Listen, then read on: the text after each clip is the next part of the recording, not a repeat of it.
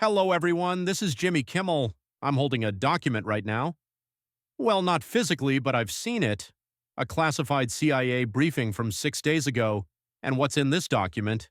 It's treason, plain and simple. Treason. Trump sold weapons to Russia, to our enemy, while they're at war with our allies. And I've got the details.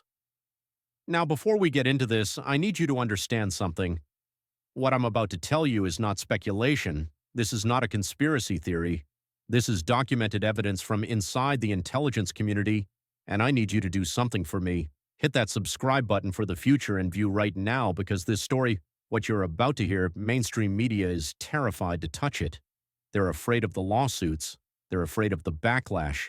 They're afraid of Trump. But we're not afraid. We tell the truth here, no matter how ugly it gets. So, subscribe. Make it personal between us, because you deserve to know what's being done in your name. All right, let's talk about what's in that CIA document. 6 days ago, the Central Intelligence Agency prepared a briefing for senior members of the House Intelligence Committee. This briefing was classified top secret, compartmentalized information, eyes only. The subject of the briefing: unauthorized weapons transfers to the Russian Federation. Let me say that again.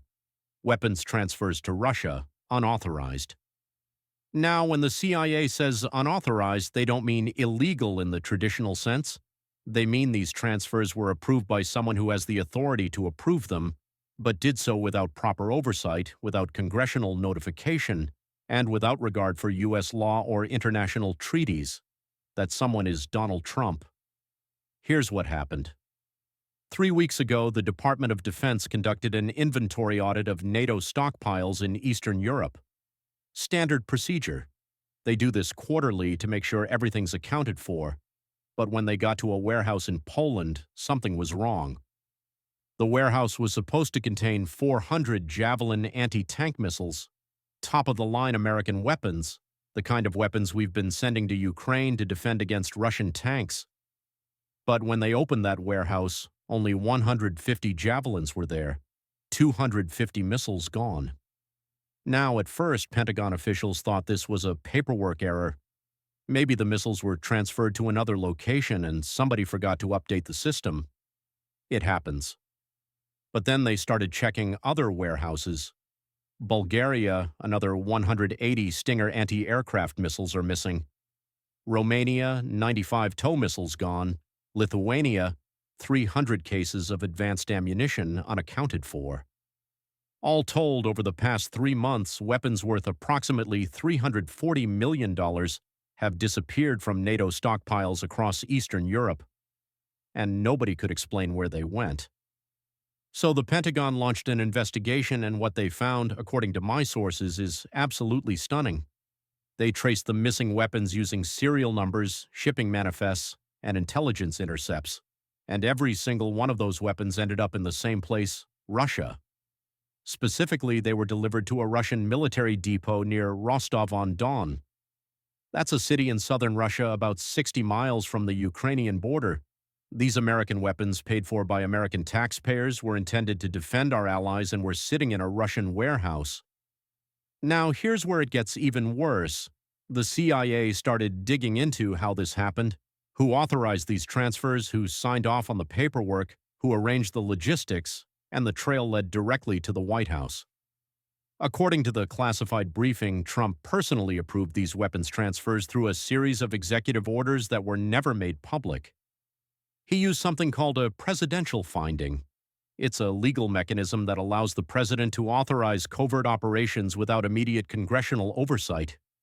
Normally, presidential findings are used for things like CIA operations or special forces missions, sensitive stuff that needs to stay classified for national security reasons. But Trump used this mechanism to sell weapons to Russia, and he did it in a technically legal way. That's the most infuriating part.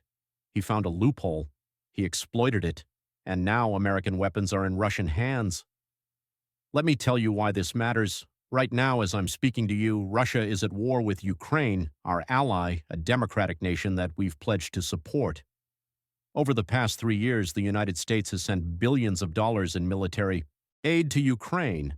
Weapons, ammunition, and equipment, all designed to help them defend against Russian aggression. And at the same time, Trump is secretly sending weapons to Russia. Do you understand what that means? We're arming both sides of the war. American taxpayers are funding both the Ukrainian defense and the Russian offense, and Trump is profiting from it. Now let's talk about the money, because there's always money involved with Trump. According to financial records obtained by investigators, the weapons weren't just given to Russia, they were sold. The payments were processed through a series of shell companies registered in Cyprus, the British Virgin Islands, and Switzerland. The total amount is approximately $200 million, and according to the CIA briefing, a significant portion of that money ended up in accounts connected to Trump's business empire. Now, I can't prove that Trump personally received that money. The shell company structure is designed specifically to hide the ultimate beneficiary, but what I can tell you is this. The money trail leads to companies that have historically been associated with Trump, companies that share office addresses with Trump Organization subsidiaries, and companies with board members who have worked for Trump. The circumstantial evidence is overwhelming. Let me tell you what the CIA analyst told my producer when they handed over this information. They said, "I've worked in intelligence for 17 years. I've seen corrupt officials. I've seen politicians take bribes. I've seen people betray their country for money, but I've never seen anything like this. I've never seen a president actively arm an enemy nation while we're supporting their opponent in a war. This isn't just corruption, this is treason. And if I don't speak up, if I don't get this information to someone who will make it public, then I'm complicit." That's what they said. I'm complicit. Think about that. A CIA analyst, someone who has devoted their entire career to protecting American national security, felt so strongly about this that they were willing to risk their job, their career, possibly their freedom to make sure the American people know what's happening. Now, here's what makes this even more disturbing. This isn't the first time Trump has done this. According to the same CIA briefing, there have been at least 3 other instances over the past year where weapons intended for NATO allies were diverted to Russia. Smaller shipments, harder to track, but the pattern is clear. Trump has been systematically transferring American military equipment to Russia for months, and he's been doing it in plain sight because nobody thought to look. Everyone was focused on the big public aid packages to Ukraine. Everyone was watching the speeches and the press conferences and the photo ops. Nobody was checking the inventory in the warehouses. Nobody was following the serial numbers. Nobody was asking, "Hey, where did those 250 javelin missiles go?" Until now. Let me tell you what the legal implications of this are. What Trump did, if proven in court, violate at least 4 major federal statutes. First, the Arms Export Control Act. This law regulates the sale and transfer of American weapons to foreign countries. It requires congressional notification for any weapon sales over a certain threshold. Trump didn't notify Congress. Second, the Logan Act. This law prohibits private citizens from conducting foreign policy without authorization. Now, Trump is the president, so he has authorization, but he's conducting this policy for personal profit, which crosses the line into illegal territory. Third, the Trading with the Enemy Act. Russia is under comprehensive U.S. sanctions. Selling them weapons, even through third parties, violates those sanctions. Fourth, and most seriously, Article 3, Section 3 of the U.S. Constitution, the Treason Clause. Treason against the United States shall consist in levying war against them or in adhering to their enemies, giving them aid and comfort, giving weapons to Russia while they're at war with our ally. That's aid and comfort to an enemy. That's treason. Now, I know what some people are going to say. They're going to say, "Jimmy, you're exaggerating. This is just another political hit job. Trump didn't commit treason." And to those people, I say this: read the Constitution, look at the evidence, follow the money. If this were any other president, Democrat or Republican, and they were caught selling weapons to Russia, there would be bipartisan outrage, there would be immediate impeachment proceedings, there would be criminal investigations, but because it's Trump, his supporters will defend him. They'll say it's fake news. They'll say it's a deep state conspiracy. They'll say the CIA is lying. But the CIA isn't lying. The documents are real. The missing weapons are real. The money trail is real. And the American people deserve the truth. Let me tell you what this means for our national security. Those javelin missiles that ended up in Russia, they're now being reverse engineered by Russian scientists. They're studying the technology. They're learning how to defeat them, which means when we send more javelins to Ukraine, Russia will know exactly how to counter them. We've given our enemy the blueprint to defeat our own weapons. Those Stinger missiles are, same thing. Russia is studying them, learning their weaknesses, and developing countermeasures. We've handed them a massive strategic advantage. And for what? So Trump could make $200 million. Here's what really gets me about all of this. While Trump was selling weapons to Russia, American soldiers were dying. Not in Ukraine, but in other places where we're fighting Russian-backed forces. Syria, Russian mercenaries using Russian weapons to attack American troops. Africa, Russian-supplied insurgents targeting American advisors. And now, according to this CIA briefing, some of those Russian weapons might actually be American weapons that Trump sold to them.